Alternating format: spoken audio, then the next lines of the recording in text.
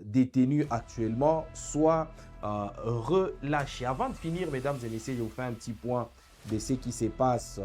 sur le front, puisqu'il y a encore des affrontements par-ci par-là, malgré que globalement il s'observe plutôt une accalmie entre l'AFC M23 et,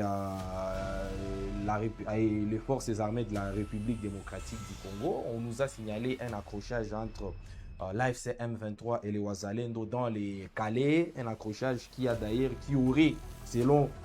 actualité.cd, nos confrères d'actualité.cd, coûté la vie à un certain nombre de personnes. C'était plus exactement dans les territoires des Calais, où au moins 3 personnes auraient perdu la vie dans un affrontement, dans un nouvel affrontement entre l'AFC M23 et les éléments Wazalendo, mesdames et messieurs. Donc c'était dans les territoires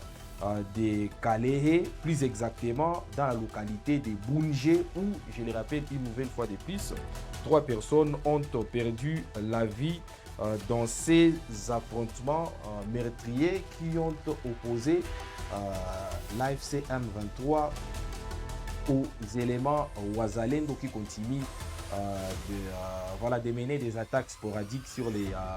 principales positions de l'AFC M23. Et donc c'était à Boungé, dans les groupements des Iralo, chefferie de Bouravu, en territoire des Calais, mesdames et messieurs. Alors jusque-là, on n'en sait pas trop sur ce qui se passe sur d'autres zones de combat, notamment dans le nord Kivu, mais globalement, il s'observe quand même une certaine accalmie sur différentes lignes